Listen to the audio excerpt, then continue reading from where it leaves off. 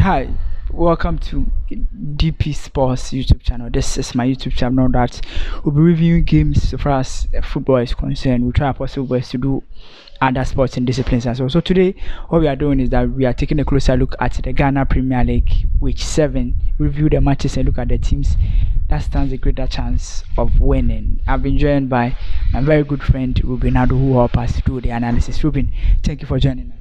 It's always an honor. Yeah, let's start from the Super Clash and how it went. First of all, did the game live up to the expectation? I think to an extent the game was a sellout. If you look at the attendance, it's something which was quite impressive. And I would say that in the aftermath of Anaz's expose, we were excited that football bounced back. So both teams gave a good account of themselves. I was particularly impressed with Matthew Enim Kujo, who showed glimpses of brilliance. I mean, his dexterity on the field of play was, one that every fan fell in love with. So it was a good day for football. And if you look at the scoreline, someone would argue that it wasn't a true reflection of proceedings. But if you look at how both teams fared, I think on the whole, if it will be sustained this way, then Ghana football will obviously make headway. Welcome back and thank you for still staying with us. We are doing the Ghana Premier League. This is DP Sports YouTube channel where we discuss everything so far as football is concerned. We discussed earlier on, we take a closer look at the Super Clash that happened over the weekend, and we are looking at week 7 with fixtures. Ruben, but let's look at Elmina Sharks. That's on Saturday. Elmina Sharks will be playing 11 Wonders. Elmina Sharks, not quite bad. 11 Wonders too, you know them already. One of the old names. I've been quite impressed with Almina Sharks. I think they have a recruitment policy which obviously is one of the best, and looking at the huge financial backing coming from the club's founder and bankroller, the Sea Lions have demonstrated that given the opportunity they are capable of getting decent results both home and away, and they've done it in a couple of games.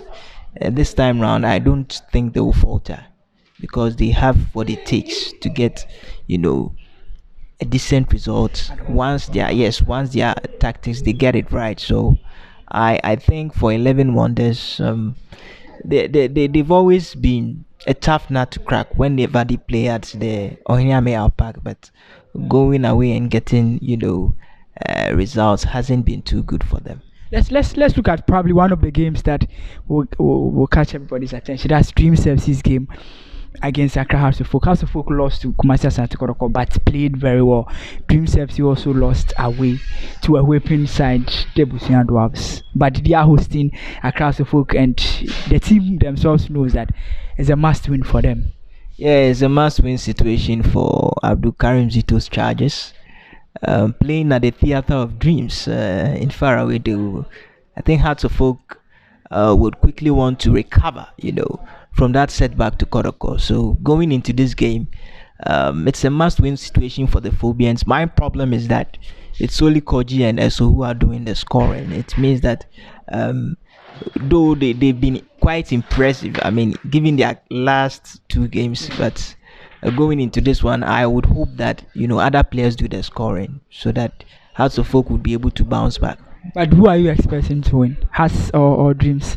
It will be a very tricky tie, but Dreams FC wouldn't allow this opportunity to slip by beating Hearts of Folk. Hearts of Folk would go into this game knowing very well that the loss to Kodoko will not psychologically affect them, because they know that the Porcupine Warriors are occupying a favorable, position on the league log. So they will need to appease or propitiate their disenchanted fans by winning this game. Interesting. Let's look at Kodoko too as well. They are playing against Liberty Professionals, who managed to travel to Sogakope, a very difficult side to beat. So far as they are playing home, managed to beat them by 2-1, and now they are hosting them at an empty stadium. Would the empty stadium play any role?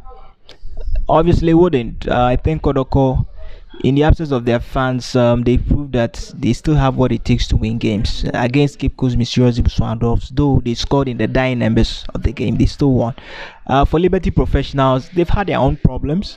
At a point, we heard that David Oklu had tendered in his resignation, or perhaps the club, mutually parted ways with him. Then before they trekked to faraway Sogakope for their game against Wafa, We saw him in the dugout, so maybe they wanted to use that as a psychological edge, and it's helped them a lot. You could see that going to Wafa to upset a team who have sold most of their quality materials. That is why people still wondered why Hearts of Oak were unable to beat them. But looking at that giant killing feat in faraway Sogakope, and given the fact that they always falter against Kumasi Sante Kodoko, but whenever they play against them, they try to give up their best but end up losing. I think it will be one of the games to watch. Adriana Stars will also be playing Mediama, two teams that looks like they are battling for the title. Genuine title contenders, Indiana Stars, Mediama. Indiana Stars, I'm told, are set to appoint David Amo as their substantive head coach. And once that happens, it means W. Tando would deputize him. And the Fireboys have been, in imperious form this season. You travel to their backyard, the Osajifo Ajimambedu the second park, and you'd always see them walloping or hammering teams by 3 or 4 goal margins, and going away sometimes they end up drawing, or at times they lose. So I think Indiana Stars are fired up for this game, but against a determined Midiama, who are likely to lose some Obwedu because he's been handed a national team appointment. I think the Yellow and Moves are still genuine title contenders, and it's a game I'll describe as the pick of the week, because both teams have amply demonstrated that given the chance, I mean, if they are able to sustain their consistent run, they would be adjudged by others as pre-tournament. They will be obviously favorites for the league title. So it's a game we are all looking forward to. But I don't think Mediama will lose their coach anyway, because under 15 they hardly play competitions. Let's look at Great Olympics against Wafa. Their coach says Olympics are called the Flavor Boys, and they are going to do a lot of things. Do you think Wafa coming to Accra Sports Stadium will pose a threat to them?